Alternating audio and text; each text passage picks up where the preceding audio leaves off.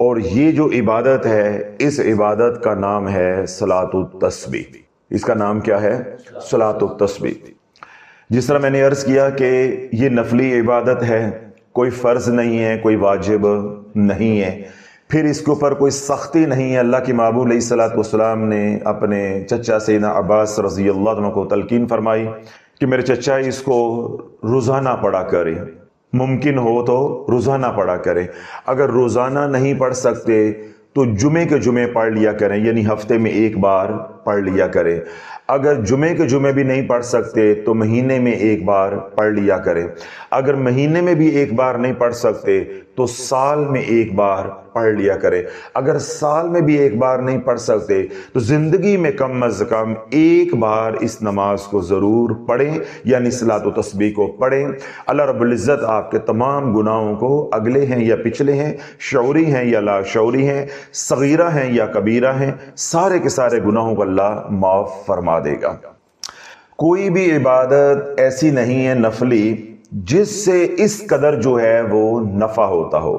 نماز تہجد یا صلاۃ التہجد جو ہے اس کا ایک اپنا مقام ہے، ایک اپنی فضیلت ہے، اس کے ذریعے اللہ کا قرب، اللہ کی معرفت، اللہ کی محبت، اللہ کے در کی فقیری ضرور ملتی ہے، اس میں کوئی دو رائے نہیں ہے۔ وہ تمام صالحین کی نماز ہے، ٹھیک ہے، تمام اولیاء اللہ کی نماز ہے، تمام متقی پرہیزگار لوگوں کی وہ نماز ہے، لیکن صلاۃ التسبیح کی ایک الگ شان ہے۔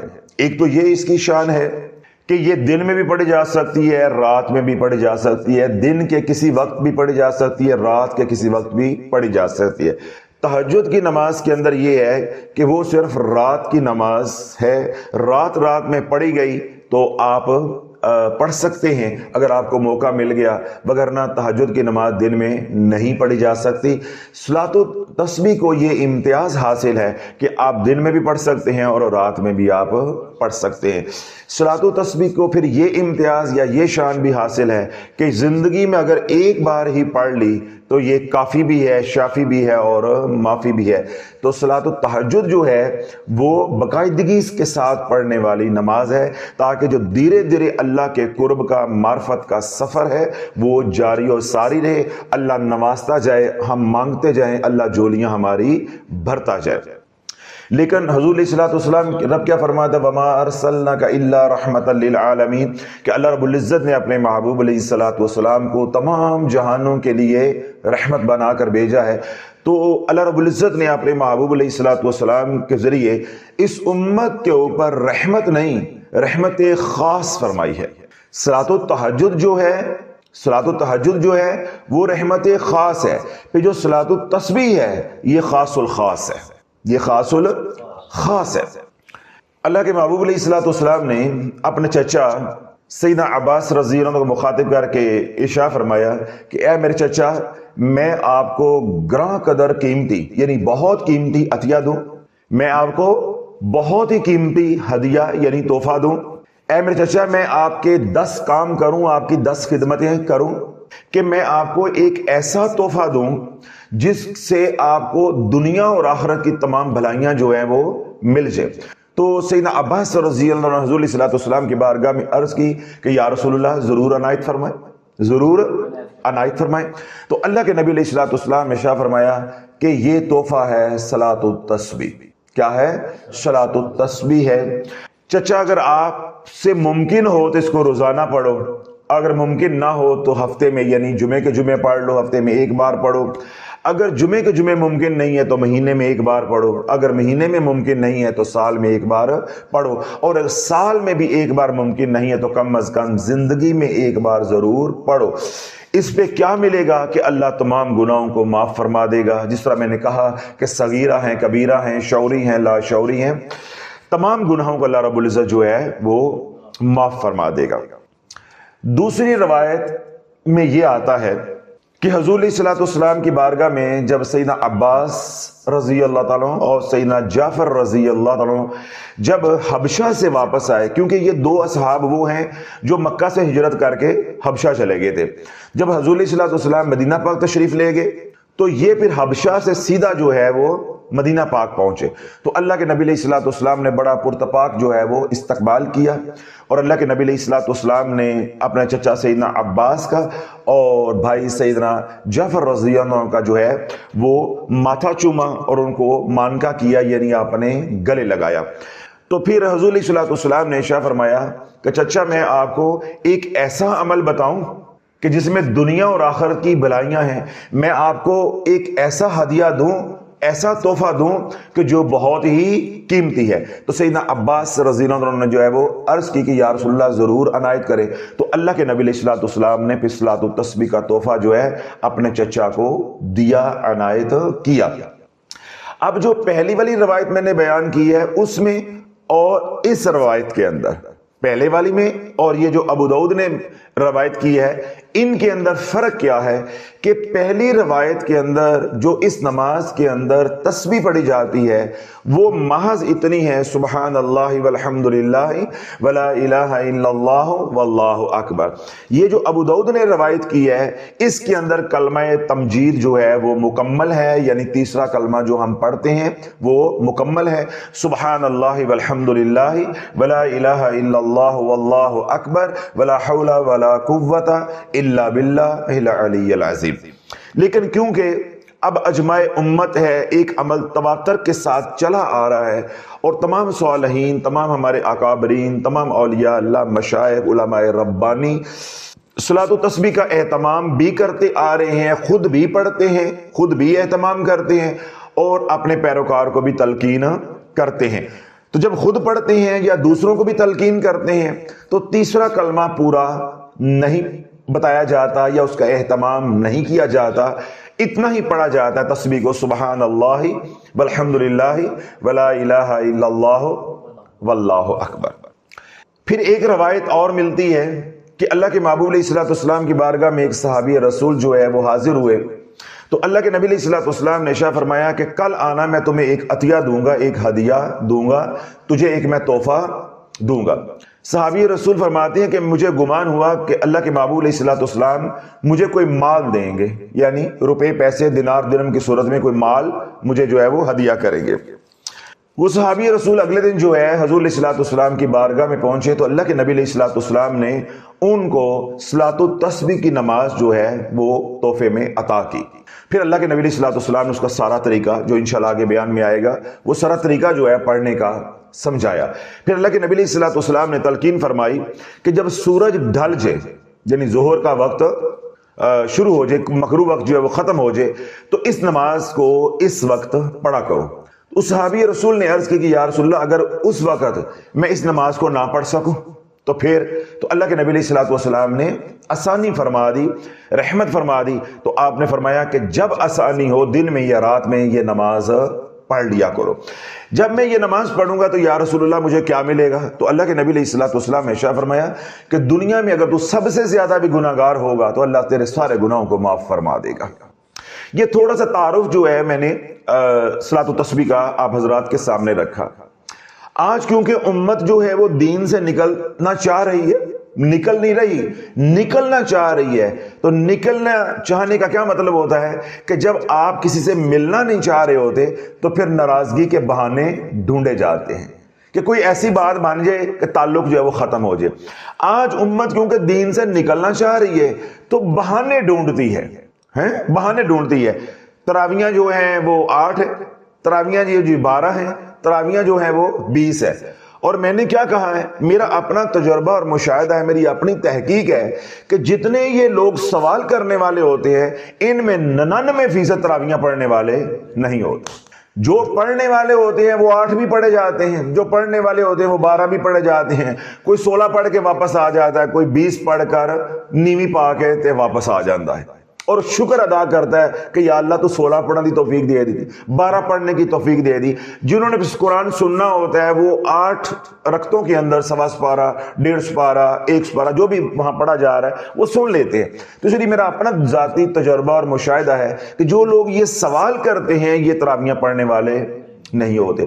اسی طرح میں نے خود تحقیق کی ہے کہ جو لوگ درود پاک کے اوپر اعتراض کرتے ہیں، یہ درود ٹھیک نہیں ہے، یہ بدعت ہے، یہ حدیث میں نہیں آیا، یہ من گڑت ہے، یہ ہندوستان کا درود ہے، یہ بریلویوں کا درود ہے، یہ درود تو صرف دیوبندی پڑھتے ہیں، وہ چلا لگانے والے پڑھتے ہیں، یہ درود تو صرف شیعہ حضرات پڑھتے ہیں، تو اللہ بولے یہ جب لوگوں کو میں نے پرکھا تو میں اس نتیجے پہ پہنچا کہ یہ درود والے نہیں، حقیقت میں یہ برود والے ہیں۔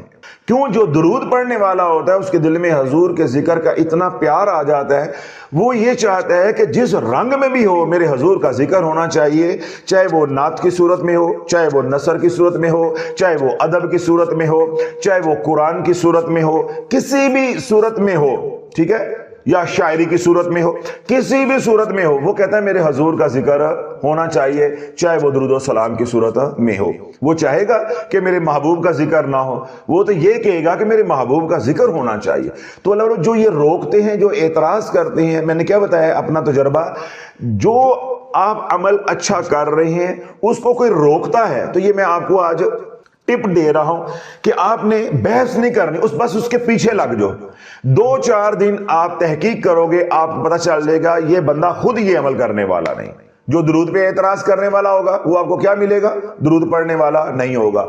جو صلاۃ التسبیح پہ اعتراض کرنے والا ہوگا وہ جب آپ اس پہ تحقیق کریں گے آپ کو معلوم ہوگا یہ خود پڑھنے والا نہیں ہے۔ امام حاکم نے، امام بہقی نے، ملا علی قاری نے، اتنے بڑے لوگ ہیں، ٹھیک ہے، ان تمام ائمہ نے اپنی اپنی کتابوں کے اندر، اپنی اپنی تصانیف کے اندر لکھا ہے کہ صلاۃ التسبیح تابعین تبع تابعین سے چلی آ رہی ہے، اور یہ بات بھی لکھی ہے کہ اس نماز کا اہتمام عبداللہ بن مبارک جیسی ہستی بھی کرتی تھی، اور اتنا اہتمام کرتے تھے کہ آپ ظہر کی نماز سے تھوڑا وقت پہلے مسجد میں چلے جاتے تو ظہر کی نماز شروع ہونے سے پہلے آپ صلاۃ التسبیح پڑھ لیتے تھے، اور باقاعدگی کے ساتھ پڑھتے تھے، یعنی ہفتے میں 3 4 5 دن آپ پڑھتے تھے۔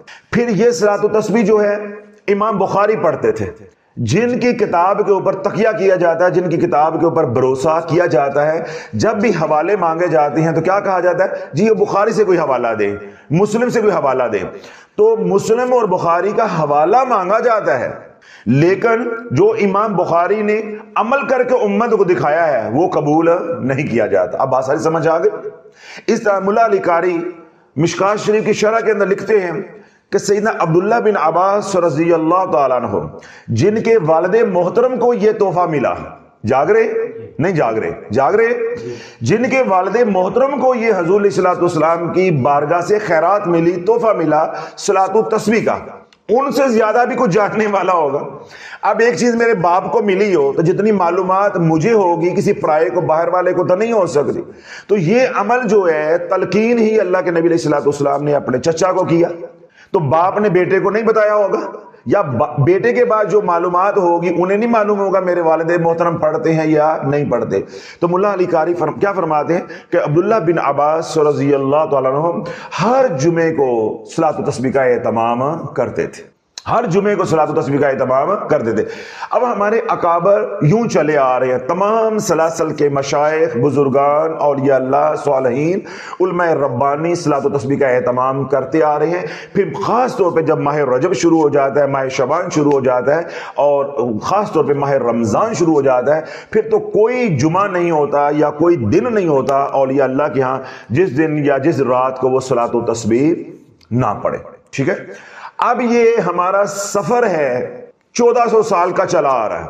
1400 سال میں جو صلاۃ التسبیح پڑھی جا رہی ہے وہ معاذ اللہ سارے غلط تھے، اور آج کے جو یوٹیوبر لونڈے لپاڑے ہیں ان کو دین سمجھ آ گیا ہے کہ صلاۃ التسبیح والی حدیث ہی صحیح نہیں ہے، اس کی سند ہی صحیح نہیں ہے، یعنی ایک عمل تواتر ہے، مسلسل ہو رہا ہے، اس کی کڑیاں آپس میں مل رہی ہیں، اس عمل کا ایک سلسلہ ہے، وہ بات سمجھ نہیں آ رہی۔ اگر راوی ایک کہیں پہ تھوڑا جہاں کمزور مل گیا ہے تو اور انگلی اٹھاتی ہے کہ یہ جی حدیث صحیح ہے، یہ صحیح سند کے ساتھ نہیں ہے۔ تو یہ جو اشکال ہیں یہ بھی میں نے آپ کے ذہن سے نکال دیے ہیں کہ جب آپ صلاۃ و تسبیح کی لوگوں کو دعوت دیں یا خود صلاۃ و تسبیح کا اہتمام کریں تو ایسی کسی بات کے اوپر اپنے کان نہیں دھرنے۔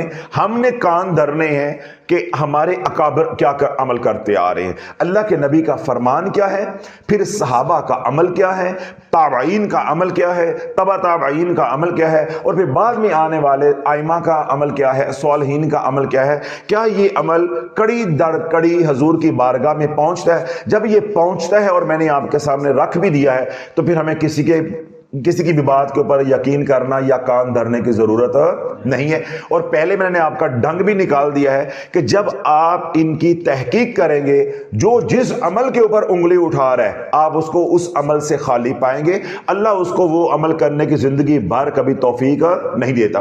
دیکھیے ہم اہل ذکر ہیں، الحمدللہ آپ لوگوں کو یہ بات سمجھ آئے گی، دنیا بھر میں جو صاحب نسبت لوگ ہیں ان کو بھی میری یہ بات سمجھ آئے گی، عام عوام کو تو نہیں آئے گی۔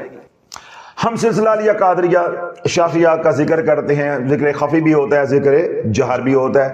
سلسلہ نقشبندی کے اندر ذکر خفی ہوتا ہے، نقشبندیہ اویسیہ کے اندر بھی مخفی ذکر ہوتا ہے، خفی ہوتا ہے۔ اس طرح سلسلہ جو صابریہ ہے اس کے اندر ذکر جو ہے وہ بھی جہرن ہوتا ہے، یعنی جو نقشبندیہ سلسلہ یا اویسیہ سلسلہ ہے اس کے اندر ذکر کیا ہوتا ہے؟ مخفی، آواز نہیں ہوتی۔ باقی تقریباً جتنے بھی سلاسل ہیں ان تمام کے اندر ذکر کیا ہوتا ہے؟ جہر۔ اب جب سے میں اس میدان میں آیا ہوں میں نے ایک ہی بات دیکھی ہے، ذکر جہر کرے اللہ اللہ اللہ تو بلا کیا کہتے ہیں؟ اے ایڈا گلا پھاڑ پھاڑ کے ذکر کرن دی کی لوڑ ہے کہ معاذ اللہ اللہ سندا نہیں؟ اچھا جی آہستہ کر لیتے ہیں، جب آہستہ کریں پست آواز میں کریں، او بھائی کوئی ذکر تے کرو، آواز تے کڈو کہ دوجے بندے نوں پتہ چلے تسی اللہ دا ذکر کرن دے۔ تے پھر وہی گل آ گئی نا شافی دی، تے کتھے جاواں تے منجی کتھے ڈاواں۔ یعنی بولنے کے دو ہی طریقے ہیں نا، جیسے میں اب اونچی بول رہا ہوں اس کو جہر کہتے ہیں، تو میں اگر پست آواز سے بولوں گا اس کو خفی کہتے ہیں، دل ہی دل میں بولوں گا اس کو خفی کہتے ہیں۔ تو دو ہی طریقے ہیں نا۔ نماز کے اندر ذکر کے کتنے طریقے ہیں؟ دو۔ جو ہم خود پڑھتے ہیں تکبیرات تسبیحات ہوتی ہیں وہ ہم آہستہ آہستہ پڑھتے ہیں، التحیات درود، ٹھیک ہے، دعا ہم آہستہ آہستہ پڑھتے ہیں، سلام آہستہ آہستہ پھیرتے ہیں، یعنی مخفی طور پہ، ٹھیک ہے، یا پست آواز میں۔ ظہر کی نماز ساری کیا ہے؟ خفی۔ عصر کی نماز ساری کیا ہے؟ خفی۔ باقی جو تین نمازیں ہیں وہ کیا ہے؟ دونوں کا مجموعہ ہے، خفی بھی ہے اور جہر بھی ہے۔ اس میں امام جو ہے بآواز بلند کیا کرتا ہے؟ قرآن کی تلاوت کرتا ہے، قرات کرتا ہے۔ اب اس وقت امام کے اوپر اعتراض نہیں کرتے کہ پہلے اللہ خفی سن رہا تھا اب اللہ معاذ اللہ سن نہیں رہا، یا تو سپیکر کے اندر اتنا اونچا قرآن پڑھ رہا ہے، کیا معاذ اللہ اللہ سنتا نہیں ہے؟ ٹھیک ہے، ادھر دماغ کام کرتا ہے، پتہ ہے نا کہ مولوی نے مسیدی لمحہ پا لینا ہے، تو مولوی سے ڈرتے ہیں۔ ہمیں صوفیہ کو یہ سمجھتے ہیں کہ یہ ہومیوپیتھک چیزیں ہیں، یہ کچھ نہیں کہتے۔ یہ کیا کرتے؟ یہ کچھ نہیں کہتے۔ انہیں نہیں پتا کہ صوفیہ کے اندر بھی شافی بھی ہیں جو لمحہ بھی ڈال دیں اور چون بھی نہیں کرنے دیتے، تو تشریح بھی بالکل سیدھی کر دیتے ہیں۔ اب آپ ذکر جہر کریں گے تو یہ آپ کو کہیں گے کیوں اتنا گلا پھاڑ دے پہ ہو، ماشاء اللہ اللہ سندا نہیں ہے؟ انہ علیم بذات صدور، جو تو تمہارے دل میں چل رہا ہے وہ بھی جانتا ہے۔ تو ایڈا گلا پھاڑ پھاڑ کے لوگوں کو سنانے کی کیا ضرورت پڑی ہوئی ہے؟ اچھا جی آپ چپ کر جائیں گے؟ وہ بھائی ذکر کرو، کوئی اللہ اللہ کرو، کوئی پتہ چلے اللہ کی دوسری مخلوق بھی آپ کے ساتھ ذکر کرے، کوئی ماحول بنے، کوئی رونق لگے۔ تو یعنی آپ جہر کریں گے تو تب نہیں آپ کو سکون لینے دیں گے، اور اگر آپ خفی کریں گے تو تب بھی آپ کو سکون نہیں لے دیں۔ جب ہم ان لوگوں کو دیکھتے ہیں تو یہ کون ہے؟ یہ غافلین ہیں۔ یہ کون ہے؟ غافلین ہیں، جنہوں نے کبھی اللہ کا ذکر نہیں کیا۔ یہی بات اللہ والو آج میں نے نقطہ آپ کو سمجھایا ہے کہ جو اکابر کے عمل کے اوپر یا کسی مستحب یا مسنون عمل کے اوپر جب انگلی اٹھا دیتا ہے، یا فرض اس کے بعد اتنا وہ بڑھ جاتا ہے، فرض کے اوپر انگلی اٹھاتا ہے، جس عمل کے اوپر کوئی بندہ انگلی اٹھاتا ہے اللہ اس کو وہ عمل کرنے کی توفیق نہیں دیتا۔ یہ اس بات کے اوپر آپ اپنی تحقیق جو ہے وہ کر سکتے ہیں کہ میں نے آپ کو غلط بات کہی ہے یا صحیح کہی ہے، کیوں یہ بات مشاہدے کے اوپر مبنی ہے، علمی بات ہے، آپ کو حق ہے اور میں حق دے بھی رہا ہوں، بلکہ تلقین کر رہا ہوں کہ جو اعمال سنت سے ثابت ہیں، ہمارے صالحین سے ثابت ہیں، قرآن و حدیث سے ثابت ہیں، ان اعمال کے اوپر جو لوگ اعتراض کرتے ہیں آپ ان کے اندر جھانکیں، آپ کو وہ لوگ اس عمل سے خالی ملیں گے۔ تو یہ ساری باتیں میں نے تربیت کے لیے اس لیے کہی ہیں کہ جب آپ صلاۃ و تسبیح کا اہتمام کریں گے تو کئی لوگ انگلیاں اٹھانے والے بھی ہوں گے، تو پھر یہ نہ ہو کہ میرا محنت جو ہے وہ برباد ہو جائے اور آپ بھی جو ہے وہ اجر و ثواب سے محروم ہو جاؤ، آپ ایک دو دن پڑھ کے چھوڑ دو کہ یہ تو صحیح سند سے ثابت ہی نہیں ہے، یہ عمل تو ثابت ہی نہیں ہے، یہ تو گھڑا ہوا ہے، عمل بعد والوں نے ہے۔ تو اللہ بولو ان باتوں کے اوپر کان نہیں دھرنا۔ اب اگلی بات یہ ہے کہ جس طرح ہم عام 2 نفل پڑھتے ہیں، 2 پڑھ لیے، 4 پڑھ لیے، 6 پڑھ لیے، اسی طرح صلاۃ و تسبیح کے یہ 4 نفل ہیں۔ اب یہاں سوال یہ پیدا ہوتا ہے کہ نفل تو ہم ویسے بھی کسی وقت پڑھ سکتے ہیں، تو ان کی اتنی فضیلت کہاں سے آ گئی ہے؟ ان کی فضیلت اتنی کہاں سے آ گئی؟ اللہ بولو جس طرح آپ 2-4 نفل کسی نماز کے بعد پڑھ لیتے ہیں، یا کبھی اللہ رات کو آپ کو توفیق دیتا ہے پڑھ لیتے ہیں، کبھی صلاۃ التوبہ کے 4 نفل پڑھ لیتے ہیں 2 کر کے، کبھی شکرانے کے پڑھ لیتے ہیں، بے نہیں یہ نفل اسی طرح ہی ہیں اور ان کی حیثیت، ان کی اہمیت اتنی ہے، لیکن صلاۃ و تسبیح کو جو پر لگ جاتے ہیں، جو شان مل جاتی ہے، وہ اس تسبیح کی وجہ سے مل جاتی ہے جو ان نفلوں کے اندر پڑھی جاتی ہے۔ سبحان اللہ والحمد للہ ولا الہ الا اللہ واللہ اکبر ولا حول ولا قوت الا باللہ العلی العظیم، یا اتنا سبحان اللہ والحمد للہ ولا الہ الا اللہ واللہ اکبر۔ یہ کلمہ ہے، یہ تسبیح ہے جو ان نوافل کو سب سے زیادہ قیمتی بنا دیتی ہے، وگرنہ تو یہ وہی نوافل ہیں جو آپ پڑھتے ہیں اور اس کا طریقہ پڑھنے کا بھی وہی ہے، صرف تسبیح جو ہے وہ مختلف جگہوں پہ پڑھنی ہے، باقی تو کوئی فرق نہیں ہے۔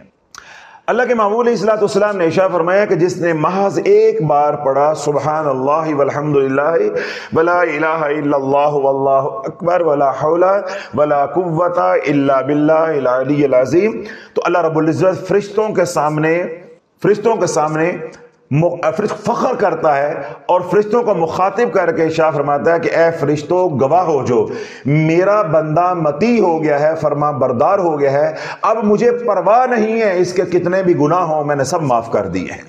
صرف ایک بار جس نے پڑھا سبحان اللہ والحمد للہ ولا الہ الا اللہ واللہ اکبر ولا حول ولا قوت الا باللہ العلی العظیم، ٹھیک ہے۔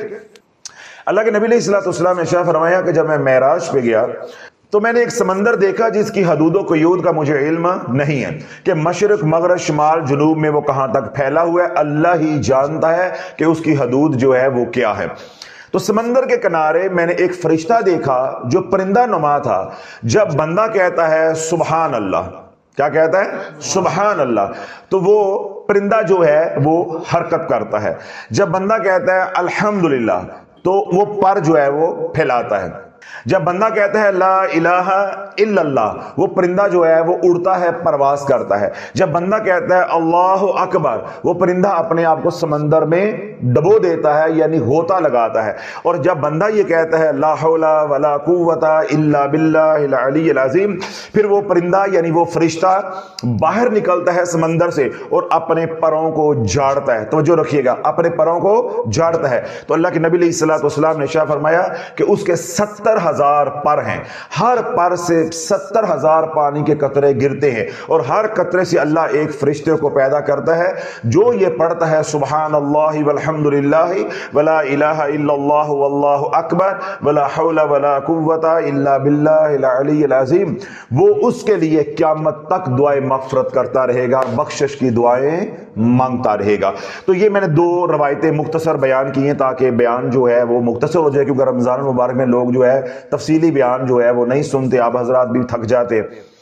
تو یہ جو نماز ہے صلاۃ التسبیح یہ اتنی قیمتی کس وجہ سے بنی ہے؟ تسبیح کی وجہ سے، اور اس کو صلاۃ التسبیح کہا بھی اس لیے جاتا ہے کہ اس میں یہ تسبیح پڑھی جاتی ہے کہ سبحان اللہ والحمد للہ ولا الہ الا اللہ واللہ اکبر۔ کافی ہے اتنا۔ اب یہ کہ آگے نماز کا طریقہ کہ اس میں کتنی رکعتیں پڑھی جائیں گی، اس کا وقت کیا ہوگا، اس کی نیت کیسے کرنی ہے، اور اس کا ہمیں اجر کیا ملے گا۔ تو اجر کے حوالے سے میں بیان کر چکا ہوں، ایک آدھ بات انشاءاللہ آگے بھی اجر کے حوالے سے آ جائے گی۔ اب آپ یہ دیکھیں کہ اس نماز کا جو وقت ہے وہ باتوں باتوں میں پہلے بھی بتا دیا ہے کہ یہ آپ رات کو بھی پڑھ سکتے ہیں، دن کو بھی پڑھ سکتے ہیں. جس طرح مکروہ اوقات کے اندر دوسری نمازیں ہم نہیں پڑھ سکتے، یہ نماز بھی ہم نہیں پڑھ سکتے. یعنی سورج نکل رہا ہے تو 20 منٹ بعد، زوال کا وقت ہے، سورج غروب ہو رہا ہے تو 20 منٹ پہلے تک آپ یہ جو 3 اوقات ہیں ان کے اندر آپ یہ نماز نہیں پڑھ سکتے. باقی آپ جس وقت چاہیں اس نماز کو پڑھ سکتے. یا نفلی نماز ہے عصر کے بعد، حنفیہ کے نزدیک آپ نہیں پڑھ سکتے. ٹھیک ہے، یعنی حنفیہ جو ہے وہ عصر کے بعد کوئی بھی نفلی نماز جو ہے وہ نہیں پڑھتے. ظہر کے بعد آپ پڑھ سکتے ہیں، صبح کے وقت آپ پڑھ سکتے ہیں، تو رات تو پھر ساری آپ کے پاس ہے. مغرب اور عشاء کے درمیان میں بھی پڑھ سکتے ہیں، تراویحوں کے بعد بھی پڑھ سکتے ہیں، تہجد وقت یعنی سحری سے پہلے بھی پڑھ سکتے ہیں، یا پھر اشراق کی نماز پڑھنے کے بعد بھی آپ پڑھ سکتے ہیں. اب یہاں پہ 2 قول ہیں. بزرگان یہ فرماتے ہیں کہ اگر تہجد کی نماز رات کو پڑھو، اگلا سوال کیا ہے کہ رکعتیں کتنی ہیں، پڑھنی کیسے ہے، نیت کیا ہوگی، کیا پڑھنا ہے، یعنی طریقہ پوچھا ہے نا. تو پہلے بنیادی باتیں سمجھ لیں. صالحین نے، علماء نے، مشائخ نے، اولیاء اللہ نے جو بات تلقین فرمائی ہے امت کی نبض دیکھ کر آج کے دور میں، وہ کیا ہے کہ جب صلاۃ و تسبیح آج کے دور میں پڑھو تو اگر تو پڑھ رہے ہو رات کو تو 4 رکعت کی اکٹھی نیت نہیں کرو. کیوں؟ اب ہمارے اندر وہ طاقت نہیں ہے، ہمارے بدن وہ قوی نہیں ہے. اب ضعف آ گیا ہے، جیسے ایمان میں ضعف آ گیا ایسے بدن کے اندر بھی ضعف آ گیا. میں نے خود دیکھا ہے کہ لوگ جو ہے شوق میں فضائل سن کے، بیان سن کے یا کہیں سے پڑھ کے صلاۃ و تسبیح شروع کر لیتے ہیں تو کرن تو بعد کہتے ہیں کہ یار کر کے پھنس ہی گئے ہیں.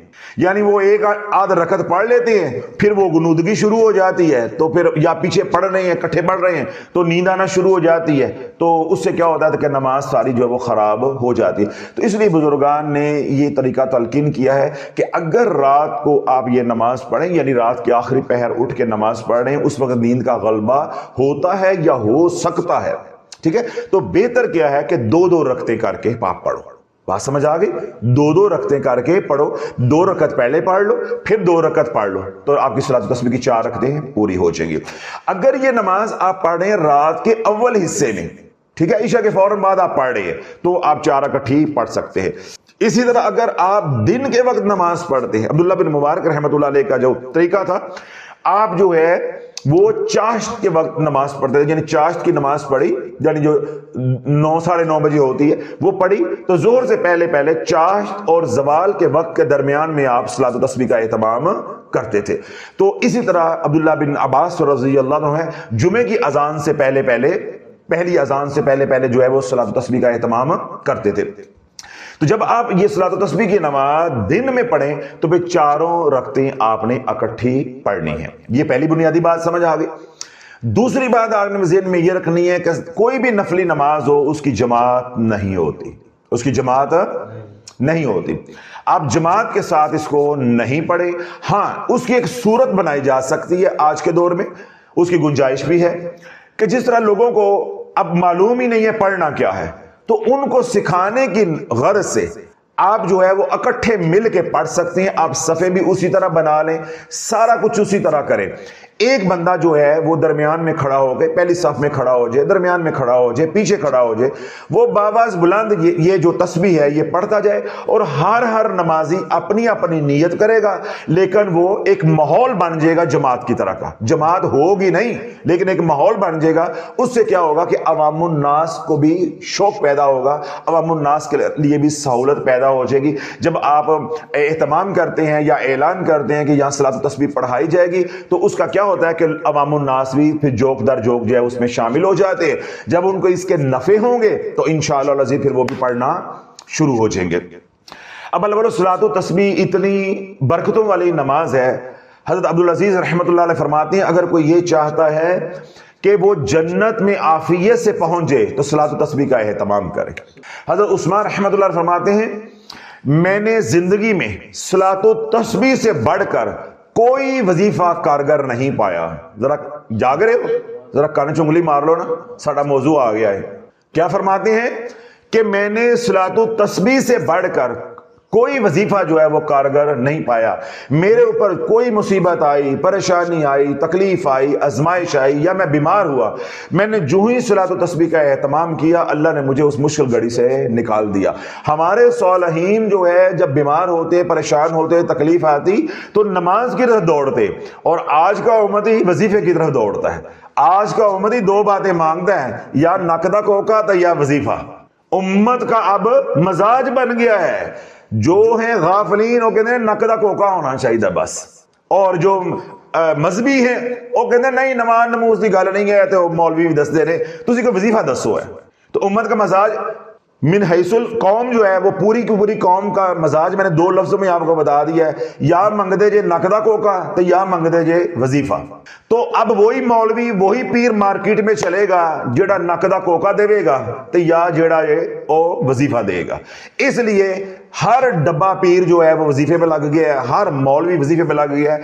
اور میں تو اس بات پہ اتنا پریشان ہوتا ہوں جو کل تک وظیفے کو وظیفہ کہہ کے راضی نہیں تھے، آج جمعے کی نماز کے بعد وظیفے بانٹ رہے ہیں، جمعے کے بیان کے اندر وظیفے بانٹ رہے ہیں، اپنے چینل جو ہے وظیفوں کے نام پہ جو چلا رہے ہیں، اعمال کے نام پہ چلا رہے ہیں، جبکہ ان کا اہل ذکر کے ساتھ کوئی تعلق واسطہ نہیں ہے. طریقت کے وہ منکر ہیں، روحانیت کے وہ منکر ہیں. اگر مانتے بھی ہیں تو ایسے مانتے ہیں ماننا نہ ماننا ایک برابر ہے.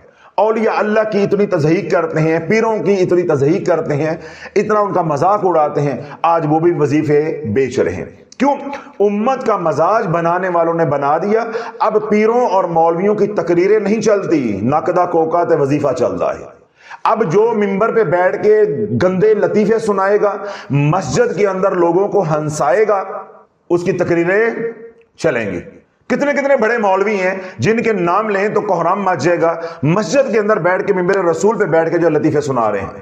عوام کو سب معلوم ہے کون کیا کر رہا ہے. تو میں نے کیا کہا، اب قوم کا مزاج بن گیا ہے یا لطیفہ ہو یا فرقہ واریت کی تقریر ہو، کسی کو ذلیل کیا جا رہا ہو، کسی کے کپڑے اتارے جا رہے ہو، وہ تقریر چلے گی. ٹھیک ہے، یا وہ ایک جو نچ ہے جو وہ یہ کہتی ہے کہ منجی ٹھوک دیتی، یا وہ والا پروگرام جو چلے گا، تو وہ وہی ہو گیا نا کہ کسی کو ذلیل کرنے والا کام. تو یہ والی تقریریں چلیں گی. تو یا پہ چلتا ہے وظیفہ. کیا چلتا ہے؟ وظیفہ. آج اصلاح کی کوئی بات کر کے راضی نہیں ہے، اصلاح کی کوئی بات سن کے راضی نہیں ہے، اور نہ کوئی اپنی اصلاح کرنا چاہتا ہے. تو اللہ بولو اپنے بختوں پہ ناز کرو کہ اللہ رب العزت نے ہمیں سلسلہ عالیہ قادریہ شافیہ کے ساتھ جوڑا ہے. ہم جوتے بھی پھیرتے ہیں، ڈانٹ ڈپٹ بھی کرتے ہیں، لعنت ملامت بھی کرتے ہیں، لان تان بھی کرتے ہیں، اور الحمدللہ لوگ سنتے بھی ہیں اور لوگوں کی اصلاح بھی ہو رہی ہے. یہ میرے کریم کا کرم نہیں ہے تو اور کیا ہے؟ یہ میرے رحیم کی رحمت نہیں ہے تو پھر اور کیا ہے؟ یہ حضور علیہ الصلوۃ والسلام کا فیضان خاص نہیں ہے، توجہ نہیں ہے تو اور کیا ہے؟ یہ پھر میرے لجپال میرے شیخ کی دعاؤں کا ثمر نہیں ہے تو پھر اور کیا ہے؟ آج اللہ بیٹا، سکا بیٹا، آپ اس کو یوں گھوریں گے بس پھر یا او کر رہے گا یا تسی کر رہو گے. بیٹی ہے اس کو ماں گھورے گی تو یا پھر او رہے گی تو یا تی کر رہے گی. تو الحمدللہ ہم دنیا بھر کو جھنجھوڑتے بھی ہیں، جتنا جھنجھوڑتا ہوں اتنا آگے سے مجھے کہتے ہیں صاحب آئی لو یو، اتنا پیار کرتے ہیں. تو دلوں میں پیار ڈالنے والا کون ہے؟ اللہ. اللہ بولو آج کون سنتا ہے؟ آج کون کڑوی کسالی سنتا ہے؟ لیکن کیوں؟ انہیں معلوم ہے کہ اگر یہ حضرت صاحب جو ہے شافی صاحب ہمیں کڑوی کسالی سنا رہے ہیں تو اس میں ہمارا بھلا ہے. وہ کوئی ہمارے سے چندہ تو نہیں مانگ رہے، کوئی پیسے تو نہیں مانگ رہے، کوئی تقریر کے پیسے تو نہیں لے رہے ہیں، ہمارے بھلے کے لیے کہہ رہے ہیں. تو اللہ بولو آج اصلاح کے لیے بات کرنا اتنا مشکل ہے. کیوں؟ جس موضوع پہ آپ بات کر رہے ہیں وہ خامی آپ کے اپنے اندر ہوتی ہے، وہ خامی آپ کے اپنے اندر ہوتی ہے. اب میں خانقاہ کے اندر آنے والوں کو وظیفے دوں، بیان کے اندر وظیفے دوں، تو اللہ والو میں وظیفوں سے روک کیسے سکتا ہوں؟ میں روک کیسے سکتا ہوں؟ تو عرض کرنے کا مقصود یہ ہے کہ ہمارے اکابر کا، ہمارے بزرگان کا، ہمارے صالحین کا، اولیاء اللہ مشائخ کا جو طریقہ چلا آ رہا ہے کہ جب بھی کوئی پریشانی آئی، مصیبت آئی، تکلیف آئی تو انہوں نے کس کا اہتمام کیا؟ نماز کا. اس میں نماز کون سی ہے؟ صلاۃ التسبیح کا. اور ہم کس کا اہتمام کر رہے ہیں؟ وظیفے کا. تو عرض کرنا یہ چاہتا ہوں کہ صلاۃ التسبیح اللہ والو ایسی نماز ہے، حسن بصری رحمۃ اللہ فرماتے ہیں صلاۃ الخیر ہو گئی جو پچھلے دنوں میں نے آپ کو بتائی، یا صلاۃ التسبیح ہو گئی. جب انسان یہ نماز پڑھ رہا ہوتا ہے تو اللہ 70 بار اس کو رحمت کی نگاہ سے دیکھتا ہے، اور ایک بار جب اللہ رحمت کی نگاہ سے دیکھتا ہے اللہ اس کی 70 حاجتوں کو پورا کر دیتا ہے. تو عرض یہ کر رہا تھا، اس لیے میں نے پسینے اپنے نکال دیے کہ کوئی آپ کو پریشانی ہے، تکلیف ہے، مصیبت ہے، بیٹیوں کے رشتے نہیں ہو رہے، گھر میں لڑائی جھگڑا ہے، جادو چل گیا ہے، یا اور گھر میں کوئی تکلیف ہے، بیماری ہے، یا اللہ نہ کرے آنے والے دنوں میں کوئی تکلیف آ جائے، کسی وظیفے کی طرف آپ نے نہیں جانا، کسی ملنگ کی طرف، کسی ڈبے کی طرف آپ نے نہیں جانا، صلاۃ التسبیح کا اہتمام کریں اور اللہ سے مانگیں، اور اللہ سے مانگے۔ اب صلاۃ التسبیح کی کتنی رکھتے ہیں؟ 4۔ وقت میں نے آپ کو بتا دیا کہ مکروہ اوقات کے علاوہ جب چاہیں آپ پڑھ سکتے ہیں۔ حنفیہ کے ہاں عصر کے بعد نہیں آپ پڑھ سکتے ہو، جو 3 مکروہ اوقات ہیں ان کے اندر آپ نہیں پڑھ سکتے، بقیہ جتنا بھی وقت بچ جاتا ہے 24 گھنٹے کے اندر اب جب چاہیں آپ پڑھ سکتے۔ ایک بات ہو گئی۔ دوسری بات ہو گئی کہ کتنی رکھتے پڑھیں گے؟ 4۔ ان کا میں نے طریقہ آپ کو بتا دیا ہے۔ اگر رات کے آخری پہر پڑھیں، آج کل ذوف ہے ہماری طبیعتوں کے اندر، تو 2 کر کے پڑھ لیں۔ اگر آپ سمجھ رہے ہیں نہیں میں چست ہوں تو آپ 4 اکٹھی پڑھ لیں۔ رات کے اول حصے میں پڑھتے ہیں تو 4 اکٹھی پڑھیں، دن میں پڑھتے ہیں تو افضل یہ ہے کہ 4 اکٹھی پڑھیں۔ یہ 2 رائتیں بھی میں نے آپ کو بتا دی ہیں تاکہ وہ حضرات جو جوڑوں کے درد کے مریض ہیں یا اور بیماریاں ان کو ہیں، خاص طور پہ شوگر کے مریض ہیں، وہ اتنی لمبی نماز نہیں پڑھ سکتے۔ اس طرح وہ ہماری مائیں بہنیں بیٹیاں بزرگ ہیں جن کو گیس ٹربل کا مسئلہ ہے، وضو کا مسئلہ ہوتا ہے، پیشاب کے قطرے آتے، کئی مسائل ہیں لوگوں کے ساتھ آج کے دور میں، وہ بھی اتنی دیر وضو نہیں رکھ سکتے۔ پھر یہ ہوتا ہے کہ جو لوگ گردوں کے مریض ہیں، پتھریوں کے مریض ہیں یا پروسٹیٹ کے مریض ہیں، جب وہ اتنی دیر کھڑے رہتے ہیں تو ان کے پاؤں کے اوپر سوجن آ جاتی ہے۔ ایک دن نماز پڑھی، 3 دن پھر بستر پہ پڑے رہے تو کیا کما لیا۔ تو اس لیے میں نے رائت بھی آپ کو پہنچا دی ہے کہ آپ اس کو 2 کر کے بھی پڑھ سکتے ہیں، اور دن میں بھی 2 کرنا چاہیں تو طبیعت مائل نہیں ہوتی تو کر سکتے ہیں، لیکن دن میں آپ 4 اکٹھی پڑھنا چاہیں تو آپ 4 اکٹھی بھی پڑھ سکتے ہیں، رات کو 4 اکٹھی پڑھنا چاہیں تو 4 اکٹھی بھی پڑھ سکتے ہیں۔ 2 باتیں ہوگی، یعنی وقت بھی میں نے آپ کو بتا دیا، رکعت بھی بتا دی، رکعتوں کو 2 حصوں میں کرنے کا طریقہ بھی بتا دیا۔ اگلا سوال آ جائے گا نیت کا، ٹھیک ہے، کہ نیت، کوئی نیت نہیں ہے، کوئی مسئلہ فیسا غورس نہیں ہے، آپ نے نیت کرنی ہے 2 رکعت نماز صلاۃ التسبیح، بس۔ کوئی آگے یہ ٹانکے نہیں لگانے، منہ قبلہ شریف رخ، واسطے خدا دے تو درود مصطفیٰ دے، اس طرح کے کوئی ٹانکے آگے نہیں لگانے۔ بھائی نماز ہوتی ہے اللہ کے لیے، اور نماز ہوتی تب ہے جب آپ قبلہ رخ ہوتے ہیں، تو درود کس کے لیے ہوتا ہے؟ حضور کے لیے ہوتا ہے۔ تو اس طرح کی اللہ ایک خواہ مخواہ ہم نے اپنے لیے مشکلیں پیدا کی ہوئی ہیں۔ نیت اندر کے ارادے کا نام ہے۔ جب آپ وضو کر رہے تھے تو کس کام کے لیے کر رہے تھے؟ صلاۃ التسبیح پڑھنے کے لیے، تو نیت تو وہیں پہ ہو گئی۔ لیکن اگر آپ دہرا لیں تاکہ غفلت دور ہو جائے، اس لیے علماء نے اس کو مستحب کہا ہے کہ زبان سے بھی آپ دہرا لیں، اس میں کوئی مذائقہ نہیں ہے، وگرنہ زبان سے دہرانے کی ضرورت نہیں ہوتی کسی بھی نماز کی نیت ہو، یا کوئی کام بھی آپ کر رہے ہیں تو زبان سے کہنا ضروری نہیں ہوتا۔ تو اگر آپ نے 2 کر کے پڑھنی ہے تو آپ نیت کریں گے 2 رکعت نماز صلاۃ التسبیح۔ اگر آپ نے 4 پڑھنی ہے، اکٹھی پڑھنی ہے، تو آپ کہیں گے 4 رکعت نماز صلاۃ التسبیح، اللہ اکبر۔ ٹھیک ہو گیا جی۔ اب آ جائیں طریقہ ہے کہ کیسے پڑھنی ہے۔ یہ جو صلاۃ التسبیح ہے اس کے اندر کیا پڑھی جائے گی؟ تسبیح سبحان اللہ والحمد للہ ولا الہ الا اللہ واللہ اکبر، ٹھیک ہے۔ اب ہر رکعت کے اندر یہ تسبیح 75 بار پڑھی جائے گی، 74 اور 1 75 بار، 75 ٹائمز یہ آپ پڑھیں گے سبحان اللہ والحمد للہ ولا الہ الا اللہ واللہ اکبر۔ جب ہر رکعت کے اندر آپ 75 بار پڑھیں گے تو 2 رکعتوں میں کتنی پڑھی جائے گی؟ 150، اور 150 2 رکعتوں میں، اور 150 پھر 2 رکعتوں میں کتنی، کل کتنی پڑھی جائے گی؟ 300 بار۔ جاگ رہے ہیں؟ کتنی بار پڑھی جائے گی؟ 300 بار پڑھی جائے گی۔ اب یہ جو 75 بار ایک رکعت کے اندر پڑھنی ہے، بس ایک رکعت آپ سمجھ لیں، باقی 3 رکعتیں اسی طرح ہی ہیں۔ پہلی رکعت کو ذرا سمجھ لیں اچھی طریقے کے ساتھ، باقی جو 3 رکعتیں ہیں وہ اسی طرح ہیں، آگے بعد جو ہے وہ لمبی کرنے کی ہمیں ضرورت نہیں ہوگی۔ اب آپ نے نیت کر لی 2 رکعت یا 4 رکعت نماز صلاۃ التسبیح، ٹھیک ہو گیا، اللہ اکبر۔ اب تکبیر تحریمہ کہہ کے آپ نے ہاتھ باندھ لی، اللہ اکبر۔ اب آپ کیا پڑھیں گے؟ ثنا پڑھیں گے۔ ثنا پڑھنے کے بعد آپ 15 مرتبہ پڑھیں گے سبحان اللہ والحمد للہ ولا الہ الا اللہ واللہ اکبر، ٹھیک ہے، 15 بار پڑھیں گے۔ اب اس کے بعد ہم نے پڑھنی ہے سورہ فاتحہ، ٹھیک ہے، اور اس کے بعد ہم نے ملانی ہے سورت۔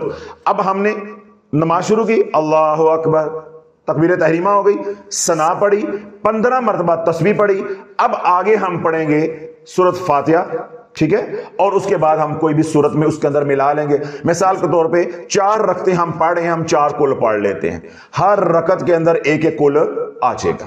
اور اگر چاروں کل نہیں آتے اور ہر رکعت کے اندر آپ قل هو اللہ احد بھی پڑھ سکتے ہیں, 1 بار بھی پڑھ سکتے ہیں, 3 بار بھی پڑھ سکتے ہیں, 5 بار بھی پڑھ سکتے ہیں, 7 بار بھی پڑھ سکتے ہیں.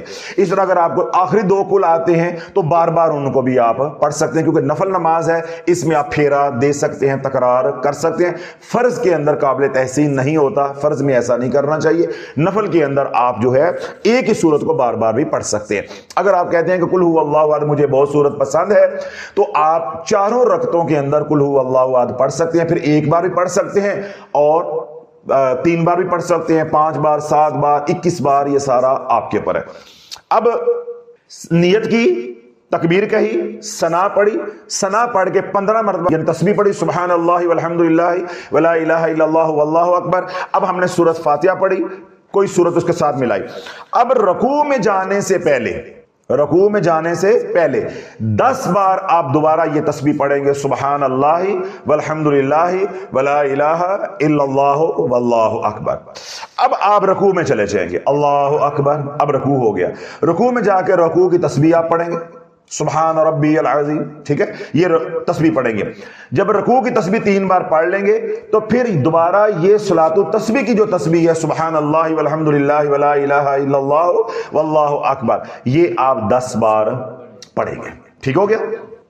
اس کے بعد آپ کہیں گے سمیع اللہ لمن حمدہ, یعنی رکوع سے آپ اٹھیں گے ربنا ولک الحمد حمدا کثیرا طیبا مبارکا فی, یہ مکمل ہو گیا نا معمول کے مطابق. اب آپ نے جانا ہے سجدے میں, تو سجدے میں جانے سے پہلے 10 بار آپ دوبارہ یہی تسبیح پڑھیں گے سبحان اللہ والحمدللہ ولا الہ الا اللہ واللہ اکبر. اب اللہ اکبر, اب آپ سجدے میں چلے جائیں گے. ٹھیک ہے, سجدے میں جا کے سجدے کی تسبیح پڑھیں گے سبحان ربی العلی, 3 بار وہ پڑھیں, 5 بار پڑھیں, 7 بار پڑھیں, 11 بار پڑھیں, 13 بار پڑھیں, جس طرح آپ کو آسان ہے. اب سجدے سے اٹھنے سے پہلے آپ یہی تسبیح سبحان اللہ والحمدللہ ولا الہ الا اللہ واللہ اکبر 10 بار پڑھیں گے. اب آپ سجدے سے اٹھ جائیں گے اللہ اکبر. اب دونوں سجدوں کے درمیان جو جلسہ ہے, ٹھیک ہے, جو ایسے بیٹھتے ہیں, اس کے درمیان میں آپ نے 10 بار پڑھنی ہے یہی تسبیح سبحان اللہ والحمدللہ ولا الہ الا اللہ واللہ اکبر. اب دوسرے سجدے میں چلے جائیں گے اللہ اکبر, تسبیح سجدہ پڑھیں گے اور اس کے بعد دوبارہ صلاۃ تسبیح کی تسبیح پڑھیں گے. تو یوں اوپر سے لے کر اب تک آپ 75 مرتبہ تسبیح پڑھ چکے ہیں سبحان اللہ والحمدللہ ولا الہ الا اللہ واللہ اکبر. اب میں 2-3 فکروں کے اندر دوبارہ دوہرا دیتا ہوں تو انشاءاللہ آپ کو سمجھ آ جائے گی. ثنا پڑھنے کے بعد 15 مرتبہ, سورۃ فاتحہ اور اس کے ساتھ کوئی سورت ملائیں گے تو اس کے بعد رکوع میں جانے سے پہلے 10 مرتبہ, رکوع کے اندر 10 مرتبہ, پھر جب رکوع سے جب کھڑے ہوں گے کوما میں اس میں 10 مرتبہ, پہلے سجدے میں 10 مرتبہ, دونوں سجدوں کے درمیان جو جلسہ ہے اس میں 10 مرتبہ, پھر دوسرے سجدے میں 10 مرتبہ. تو یہ آپ کی 75 مرتبہ تسبیح جو ہے وہ پڑھی جائے گی. اب آپ کی 1 رکعت نماز مکمل ہو گئی ہے. جب آپ 1 رکعت مکمل کر لیں گے, اب سجدے سے اٹھیں گے تو آپ کیا کہیں گے اللہ اکبر. جب دوسری رکعت کے لیے کھڑے ہوں گے تو بے نہیں, پہلے آپ 15 مرتبہ جو ہے وہ تسبیح پڑھیں گے. پہلی رکعت میں تو ہم نے ثنا پڑھ لی تھی نا, اب دوسری رکعت کے اندر تو ہم نے ثنا نہیں پڑھنی, تو اب پہلے تسبیح پڑھیں گے 15 مرتبہ, پھر ہم سورۃ فاتحہ پڑھیں گے یا ساتھ کوئی سورت ساتھ ملائیں گے, اس کے بعد باقی سارا طریقہ اسی طرح ہے. تو اب یہ 2 رکعتیں آپ کی ہو گئیں اور 2 رکعتوں کے بعد آپ سلام پھیر دیں گے, 2 رکعتیں آپ کی صلاۃ التسبیح کی انشاءاللہ ادا ہو جائیں گی. اس کے بعد دوبارہ کھڑے ہو کے آپ 2 رکعت نماز صلاۃ التسبیح اللہ اکبر پھر نیت کر لیں گے, پھر آپ ثنا پڑھیں گے, ثنا پڑھنے کے بعد 15 مرتبہ تسبیح پڑھیں گے, پھر سورۃ فاتحہ اور اس کے ساتھ صورت ملائیں گے, پھر 10 بار آپ تسبیح پڑھیں گے, پھر رکوع میں جا کے 10 بار پڑھیں گے, پھر کھڑے ہوں گے کوما میں آئیں گے پھر 10 بار پڑھیں گے, پھر آپ جو ہے وہ پہلے سجدے میں جائیں گے پھر 10 بار پڑھیں گے, دونوں سجدوں کے درمیان 10 بار پڑھیں گے, پھر دوسرے سجدے میں 10 بار پڑھیں گے, پھر آپ اتحیات پڑھیں گے اور کھڑے ہو جائیں گے. اگر 4 کی اکٹھی نیت کی ہوئی ہے, اگر 2 کی ہوئی ہے تو پھر میں نے بتا دیا کہ جس طرح پہلی رکعت پڑھی جاتی ہے ایسے ہی باقیات 3 رکعتیں بھی پڑھی جائیں گی.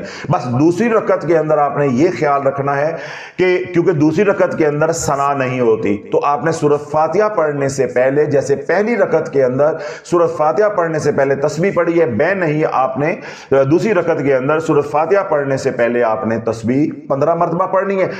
آگے سارا جو نظام ہے وہ 10-10 والا ہے۔ کوئی سوال، کوئی جواب سمجھ آ گیا؟ سارا طریقہ 2 کر کے پڑھ سکتے ہیں اور 4 کر کے بھی پڑھ سکتے، جیسے آپ کی طبیعت جو ہے وہ مائل ہو۔ اب اگلا سوال یہ ہے، یا عمومی طور پہ جو مسئلہ ہوتا ہے لوگوں کے ساتھ وہ کیا ہے؟ 2 3 4 اس کے ساتھ بنیادی جڑے ہوئے سوال ہیں، وہ توجہ کے ساتھ سن لیں۔ ایک تو یہ ہے کہ نماز کے اندر تمام اعضاء کا درست رہنا یہ لازم ہے، درست رہنا یہ لازم ہے۔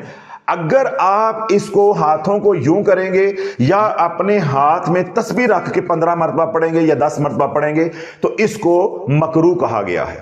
تو ہم نے جب عبادت کرنی ہے تو اس میں ہم مکروہات کو لے آئیں گے تو عبادت کے اندر نہ روحانیت رہ جائے گی، نہ نورانیت رہ جائے گی، اور ثواب بھی کم ہو جائے گا۔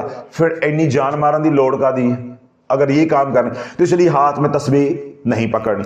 اسی طرح اپنی انگلیوں کو یوں کر کے نہیں گننا۔ اب آپ یہ دیکھیں، آپ نے پڑھی 2 رکعت نماز یا 4 رکعت نماز، صلاۃ تسبیح اللہ اکبر، ٹھیک ہو گیا، سبحانک اللہم و بحمدک و تبارک اسمک و تعالی جدک و لا الہ غیرک۔ اب یہ ہو گیا۔ اب میں نے پڑھنی ہے تسبیح، تو میں کیا کروں گا کہ ایسے میں نے اپنا ہاتھ یوں رکھا ہوا ہے تو پہلے میں اپنے انگوٹھے کو دباؤں گا، سبحان اللہ والحمد للہ ولا الہ الا اللہ واللہ اکبر، سبحان اللہ والحمد للہ ولا الہ الا اللہ واللہ اکبر، سبحان اللہ والحمد للہ ولا الہ الا اللہ واللہ اکبر۔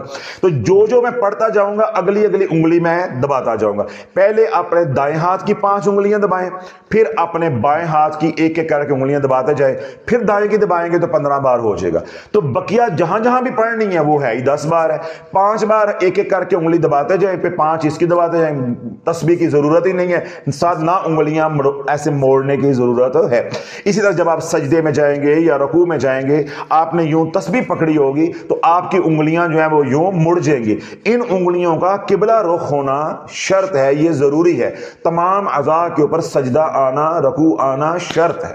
تو جب آپ تسبیح پکڑیں گے تو یہ یوں مڑ جائیں گے، یا انگلیوں پہ یوں کر کے گنیں گے تو انگلیاں اندر کی طرف مڑ جائیں گی، جو میں نے بتایا کہ اس کو مکروہات میں شامل کیا گیا ہے، اس کو مکروہ کہا گیا ہے۔ ایک یہ مسئلہ آئے گا، وہ میں نے اس کی وضاحت کر دی۔ دوسرا مسئلہ آئے گا، کیونکہ ہم لوگ جو ہے وہ نماز پڑھنے کی عادی تو ہے نہیں، رمضان مبارک کی برکتوں کی وجہ سے ہمیں شوق پیدا ہوتا ہے۔ 2 جگہ ایسی ہیں، کتنی جگہ جہاں پہ ٹھوکر لگتی ہے۔ ایک یہ ہوتا ہے کہ ہم نے کہا سمیع اللہ لمن حمدہ تو 10 بار پڑھے بغیر سجدے میں چلے گئے، ایک یہاں پہ ٹھوکر لگتی ہے۔ ایک ٹھوکر عمومی طور پہ لگتی ہے دونوں سجدوں کے درمیان میں بھول گئے، ایک سجدے سے اٹھے تو ساتھ ہی اگلے سجدے میں چلے، کیونکہ عادت بنی ہوتی ہے۔ تو یہ 2 جگہیں عمومی طور پہ ایسی ہیں جہاں پہ ٹھوکر لگ جاتی ہے۔ اب صلاۃ و تسبیح میں آپ کسی بھی جگہ پہ، کسی بھی مقام پہ تسبیح پڑھنا بھول گئے ہیں، کیا کر گئے؟ بھول گئے ہیں، تو آپ نے کیا کرنا ہے، اگلے رکن کے اندر آپ ڈبل پڑھ لیں گے۔ پریشان نہیں ہونا، کوئی سجدہ سہو نہیں ہے، نہ ہی نماز کو توڑنا ہے۔ اللہ نے جب اتنی آسانیاں دی ہوئی ہیں تو اپنے اوپر پریشانیاں اور مشکلات کو جو ہے نا خود جو ہے وہ لاگو نہیں کرو، اپنی زندگی کو جو ہے نا وہ عذاب نہیں بنائے۔ مثال کے طور پہ جس طرح میں نے کہا 2 جگہوں پہ ٹھوکر لگتی ہے، تو اب کیا ہے کہ آپ نے کہا سمیع اللہ لمن حمدہ، پڑھی نہیں ہے اور سجدے میں چلے گئے، تو آرام سے سجدہ کریں، پریشان نہیں ہونا۔ اب آپ 10 مرتبہ سجدے کی پہلے پڑھیں گے اور جو 10 اس کی رہے گی ساتھ یہی پڑھ دیں گے، یعنی پہلے سجدے میں آپ 20 مرتبہ پڑھ کے وہ جو آپ کے اوپر 10 کا قرض رہ گیا تو وہ اتار دیں۔ سمجھ آ گئی بات؟ ایسے دوسری ٹھوکر لگتی ہے 2 سجدوں کے درمیان میں جو جلسہ ہوتا ہے اس میں بندہ بھول جاتا ہے، تو اگر 2 سجدوں کے درمیان والی بھول گئی تو آپ نے پریشان نہیں ہونا، نماز نہیں توڑنی، کوئی سجدہ صاف نہیں ہے، جو دوسرا سجدہ کریں گے اس میں 20 مرتبہ پڑھ لیں۔ اب یہاں ایک بڑا باریک مسئلہ ہے۔ مثال کے طور پہ آپ نے 15 مرتبہ تسبیح یہاں پڑھی ثنا پڑھنے کے بعد، اب آپ نے سورۃ فاتحہ پڑھی، ٹھیک ہے، اس کے بعد قل یا ایھا الکافرون پڑھ لی۔ اب آپ کے ذہن میں نہیں رہا، آپ نے کہا پڑھ لی ہوئی ہے، آپ نے یہاں 10 بار اب دوبارہ پڑھ کے تو رکوع میں جانا تھا، اب رکوع میں چلے گئے۔ یہ بڑا حساس مسئلہ ہے، اب رکوع میں چلے گئے، سمجھ آ گئی؟ تو وہ رہ گئی نا۔ تو اب علماء نے یہ بات تلقین کی ہے کہ رکوع کے اندر ڈبل نہ کریں، رکوع کے اندر ڈبل نہ کریں، اس کو سجدے میں جا کے پہلے سجدے کے اندر جا کر پڑھیں۔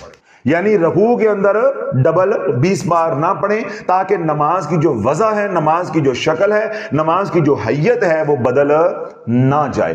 ٹھیک ہے. سجدہ لمبا کرنا جو ہے وہ سنت ہے. اللہ کو سجدے والی حالت زیادہ پسند ہے. سجدہ اور قیام ان دونوں کو آپ لمبا کر سکتے ہیں. قیام میں آپ سے ہو گئی ہے غلطی، آپ نے 15 مرتبہ اوپر پڑھ لی، نیچے والی 10 چھوڑ گئے ہیں تیزی میں اور رکوع میں چلے گئے ہیں، تو اب ایک دم رکوع سے اٹھ نہیں جانا، پریشان نہیں ہو جانا یا نماز نہیں توڑ دیں. ہو گیا کوئی ٹینشن نہیں. آپ آرام سے جو ہے وہ پہلے سجدے میں جائیں، تو پہلے سجدے میں جا کے آپ وہ جو قیام والی رہ گئی ہے وہ آپ پڑھ لیں گے. تو یہ 3 مسئلے آپ کے ساتھ ہو سکتے ہیں، کیونکہ 3 حالتیں ہیں. 3 حالتوں میں کوئی بھی آپ کو ٹھوکر لگ جائے تو آپ نے وہ تعداد جا کے سجدے میں ڈبل پڑھ کے پوری کر لینی ہے. بات سمجھ آ گئی؟ اور اگر آپ جو قیام کے اندر 10 بار رہ گئی ہے تو رکوع کے اندر آپ 20 کر بھی لیں گے تب بھی نماز ہو جائے گی، اس میں کوئی ایسا مذائقہ نہیں ہے. لیکن افضل جو طریقہ علماء نے بتایا ہے، مشائخ نے بتایا ہے، کیونکہ نماز کی شکل جو ہے وہ خراب نہ ہو، اس کی وضع قطع جو ہے اس کی حیت کے اوپر حرف نہ آئے، تاکہ تمام ارکان کے اندر تناسب جو ہے وقت کا وہ قائم رہے. اس لیے علماء نے کہا ہے کہ جو تسبیح اوپر رہ جائے اس کو پہلے سجدے کے اندر مکمل کیا جائے، رکوع کو لمبا اتنا زیادہ نہ کیا جائے. تو اگر آپ رکوع میں اندر پڑھ بھی لیتے ہیں تو تب بھی آپ کی نماز کے اوپر، صحت کے اوپر کوئی فرق نہیں آئے گا، نماز آپ کی انشاءاللہ ہو جائے گی. اب یہ ساری باتیں آپ نے سن لی. اب یہ باتیں سننے کے بعد آپ کو لگا کہ صلاۃ تسبیح کی نماز مشکل ہے؟ ساری رائتیں بھی آپ کو بتا دی ہیں، اور جتنے اس کے ساتھ سوال جنم لیں گے وہ بھی آپ کو بتا دی ہیں، اور آپ کے اوپر یہ بھی بات واضح کر دی ہے کہ ہاتھ میں کوئی تسبیح رکھنے کی ضرورت نہیں ہے. اس طرح بعض حضرات بزرگ ہوتے ہیں، وہ صلاۃ و تسلیم کے اندر جب سبحان اللہ والحمد للہ ولا الہ الا اللہ واللہ اکبر یعنی یہ تسبیح پڑھ رہے ہوتے ہیں تو وہ منہ سے گن لیتے ہیں. منہ سے کوئی بھی لفظ نکلا تو نماز فاسد ہو جائے گی، نماز فاسد ہو جائے گی. اس لیے نہ منہ سے گننا ہے، نہ انگلیوں کو موڑ کے گننا ہے، نہ ہاتھ میں تسبیح پکڑنی ہے. میں نے آپ کو آسان طریقہ بتایا کہ اپنی انگلی کو دباتے جاؤ، 1 2 3 4 5، پھر 1 2 3 4 5، بس. اس میں کون سی مشکل بات ہے؟ کوئی مشکل ہے؟ کوئی اور سوال آپ کے ذہن میں آتا ہو؟